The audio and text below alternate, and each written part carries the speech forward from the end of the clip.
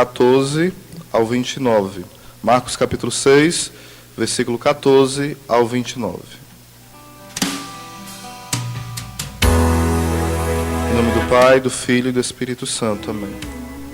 Vinde, Espírito Santo, enchei os corações dos vossos fiéis e acendei neles o fogo do vosso amor.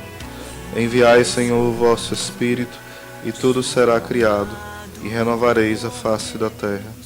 Oremos. Ó Deus, que instruíste os corações dos vossos fiéis, com a luz do Espírito Santo, fazei que apreciemos retamente todas as coisas, segundo o mesmo Espírito, e gozemos sempre de sua consolação. Por Cristo, Senhor nosso. Amém. Proclamação do Evangelho de Jesus Cristo, segundo Marcos. Glória a vós, Senhor. O rei Herodes ouviu falar de Jesus, cujo nome tinha se tornado famoso. Alguns diziam: João Batista ressuscitou dos mortos. É por isso que os poderes agem nesse homem. Outros diziam: é Elias. Outros diziam: ainda é um profeta como os profetas antigos. Ouvindo essas coisas, Herodes disse: ele é João Batista. Eu mandei cortar a cabeça dele, mas ele ressuscitou. De fato, Herodes tinha mandado prender João, amarrá-lo e colocá-lo na prisão. Fez isso por causa de Herodíades, com quem tinha casado, apesar de ser ela a mulher do seu irmão Filipe. João dizia a Herodes: não é permitido você se casar com a mulher do seu irmão. Por isso Herodíades ficou com raiva de João e queria matá-lo, mas não podia. Com efeito, Herodes tinha medo de João, pois sabia que ele era justo e santo. E por isso o protegia. Gostava de ouvi-lo, embora ficasse embaraçado quando escutava. Finalmente chegou o dia oportuno. Era o aniversário de Herodes. E ele fez um banquete para os grandes da corte. Os oficiais e os cidadãos importantes da Galileia foram convidados. A filha de Herodíades entrou e dançou, agradando Herodes e seus convidados. Então o rei disse à moça: peça o que quiser e eu darei a você. E jurou: juro que darei qualquer coisa que você me pedir, mesmo que seja a metade do meu reino. A moça saiu e perguntou à mãe: o que vou pedir? A mãe respondeu: a cabeça de João Batista. A moça correu para a sala e pediu ao rei: quero que me dê agora num prato a cabeça de João Batista. O rei ficou muito triste, mas não pôde recusar, pois tinha feito o juramento na frente dos convidados. Imediatamente o rei mandou que um soldado fosse buscar a cabeça de João. O soldado saiu, foi à prisão e cortou a cabeça de João. Depois levou a cabeça num prato, deu à moça e esta a entregou à sua mãe. Ao saber disso, os discípulos de João foram e levaram o cadáver e o sepultaram. Palavra da salvação, glória a vós, Senhor.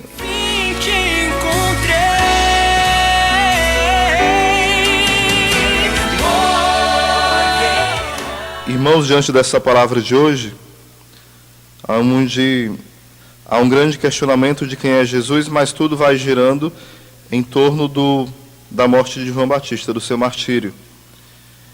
E nós vamos vendo o relato que vai introduzindo que tudo isso acontece numa festa de aniversário. Existe até uma denominação, uma seita, que não comemora aniversário por conta desse texto bíblico. Acho que a maioria das pessoas conhecem com essa seita.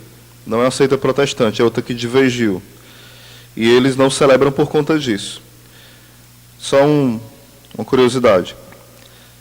Também, continuando o texto, vai falando que nessa festa de aniversário tinha sido convidada muitas pessoas. Entre elas estava aquela que era a esposa de Herodes. Estava numa situação de pecado. E João já tinha advertido. João tinha o respeito de Herodes por ele ser justo e santo. Porém, Herodes ficava embaraçado, porque o que o pecado vai causando em nós quando nós estamos escravos? Existe primeiro a curiosidade. O demônio, ele é muito esperto, mas ao mesmo tempo ele é burro, porque a estratégia do demônio é sempre a mesma. Ele coloca uma meia-verdade, algo que parece verdade, mas é mentira. Depois ele faz você ficar curioso, depois ele lhe escraviza no pecado. Exemplo, Herodes é um dos exemplos. Ele foi se apaixonando por essa mulher, Herodíades, a esposa do seu irmão. Então, em nome do amor, ele achava que aquilo era permitido, ou seja, uma meia-verdade. Depois, ele foi ficando curioso de experimentar aquela relação com ela e acabou ficando com ela, e daí ficou de forma pública o seu pecado, ou seja, ele se escravizou ao pecado. Da mesma forma acontece com outros pecados. A pessoa que vai fazer outro usar droga começa a falar que é bom, a pessoa vai esquecer os problemas, a pessoa fica curioso e acaba depois se escravizando, destruindo a própria vida e a família. Isso acontece com todos os outros pecados. Essa mesma estratégia que o demônio usa. Não foi diferente com Herodes e Herodíades. E o que o pecado vai causando? Uma indiferença à palavra de Deus, porque João pregava e mesmo assim Herodes endurecia o coração. Muitas vezes nós também estamos na mesma situação. Estamos presos ao pecado, mas nós estamos tão confortáveis no nosso pecado que a gente até sabe que está errado, mas prefere continuar sendo infeliz com o pecado do que sofrer e ser feliz sem o pecado. Porque quando a gente vai deixando o pecado, a princípio dói, porque a gente é apegado ao próprio pecado. Tipo alguém que está em adultério, como Herodes. Quando vai deixar amante, claro que há um processo de dor, porque o pecado está tão presente na vida da pessoa que ela não consegue deixar sem sofrer. Só que esse sofrimento é um sofrimento que vai deixar aquela pessoa livre e feliz. E Herodes não entendia isso. Então o que acontece? Ele aproveita a oportunidade porque ele já tinha mandado prender João Batista. E quando ele dá essa festa de aniversário, como era de costume, os reis falavam essa frase. Só que ele falou para a pessoa errada. Essa frase. Depois da dança. O que a menina pedisse, ele daria qualquer coisa, até metade do reino. O padre Léo, quando comenta esse texto, ele fala até uma brincadeira, né, que o pecado nos faz ficar burro. Porque essa mulher poderia ter a metade do reino de Herodes.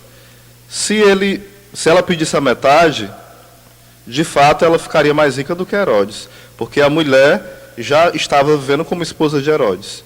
Então ela perdeu a oportunidade de ser a senhora mais poderosa daquela região. Por conta de quê? Do rancor. Ela criou um ódio. Herodes não criou esse ódio, mas aquela mulher foi criando um ódio muito grande de João.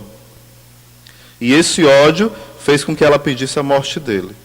Muitas vezes, quando as pessoas vão nos corrigir, o demônio também faz isso. E o nosso homem velho também.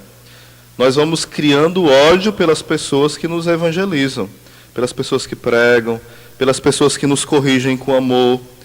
Quantas pessoas estão presas a um pecado, alguém vem dar um toque, como amigo, como irmão, a pessoa, não quero conversa não, você está me julgando, me condenando, por quê? Quem está ferido pelo pecado, mesmo que alguém venha com amor, ela se sente acusada pela pessoa. Então, qual é a solução? A solução é nós pedirmos, mesmo no pecado, a graça a Deus de sermos humildes, para estarmos prontos a ouvir a correção de Deus através dos irmãos. A correção é um grande remédio para os orgulhosos. Muitas vezes a gente não se deixa corrigir pelo pai, pela mãe, por um amigo, por um padre, por alguém que tem uma experiência maior com Deus. E essa falta de correção vai virando um dragão, como virou dentro dessa mulher. Um dragão que é capaz de matar outras pessoas.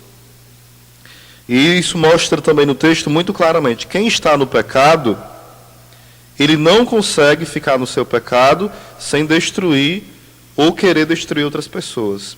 Sempre quem está em pecados graves, ele vai ficando mal-humorado, vai ficando enjoado, vai ficando uma pessoa difícil. Tanto que uma vez foi me confessar, estava em pecado mortal e fui me confessar.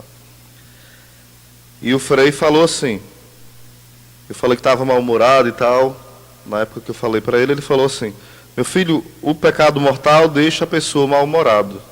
E eu fiquei imaginando, meu Deus, tem pessoas que estão com 10 anos, 20, 30, pecando mortalmente, E a gente, às vezes, quer julgar essas pessoas. Se uma pessoa que pecou, se confessa todo mês, comete um pecado mortal, fica nessa situação que eu fiquei, imagina quem está 30, 40 anos, 20, sem se confessar, sem nem saber o que é pecado ou o que não é. Essa pessoa está na situação que ela virou um bicho e não sabe, entre aspas. Santa Teresa fala uma frase que é muito pesada. Aquele que não reza, com o tempo se assemelha a um demônio ou a um animal. E de fato foi isso que Herodíades foi se tornando. Uma mulher que agia pelo impulso do demônio e pelo impulso dos seus desejos. Não mais desejos humanos, mas desejos animais. Ela queria fazer a sua vontade por cima de tudo e de todos. Então ela mata até um homem de Deus. Então que hoje nós possamos pedir ao Senhor: Senhor, me dê a graça de reconhecer o meu pecado, de buscar a confissão, de também me deixar ser corrigido pelas pessoas que me amam.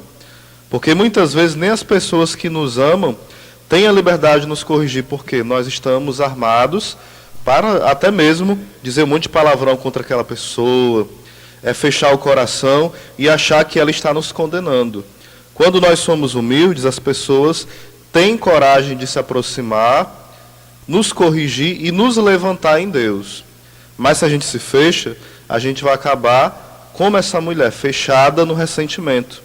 E o ressentimento hoje é mais do que comprovado que gera inúmeras doenças físicas, tirando ainda espiritual, que é a pior.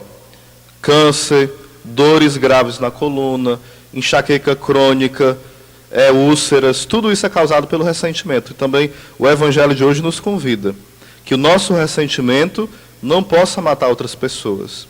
E às vezes acaba com tantos casamentos também. A pessoa vai tendo uma briga com o marido, com a esposa, aí deixa para lá. Não conversa, não perdoa, vai deixando para lá. E esse deixar para lá vai virando uma montanha de ressentimento. Isso é numa amizade, no casamento, no namoro, no relacionamento de patrão, empregado. E isso pode depois virar uma doença, uma depressão, um síndrome do pânico. E nós devemos ter a humildade de pedir perdão às pessoas e também de falar que nós estamos magoadas com ela e queremos conversar para resolver a situação.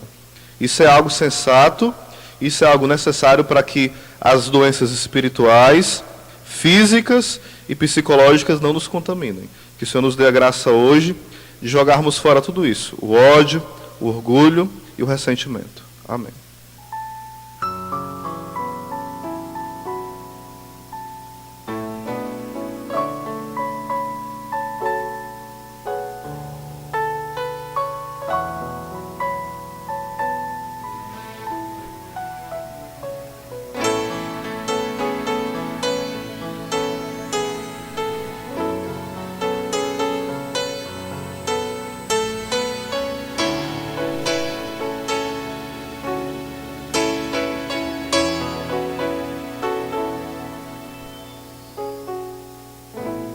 Com tua mão, ó meu Senhor, segura a minha, pois não me atrevo a um passo só, sem teu amparo, sem teu apoio. Com tua mão, ó meu Senhor, segura a minha, pois não me atrevo a um passo só, sem teu amparo, sem teu apoio. Eu não darei, eu só iria fraquejar, eu andaria a vacilar, sem tua mão a me sustentar.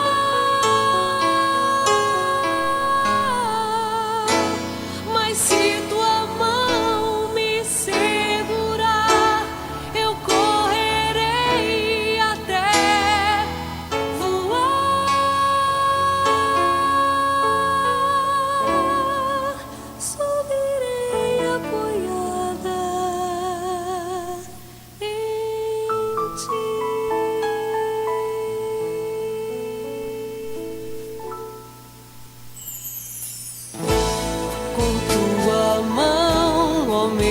no Senhor, segura minha,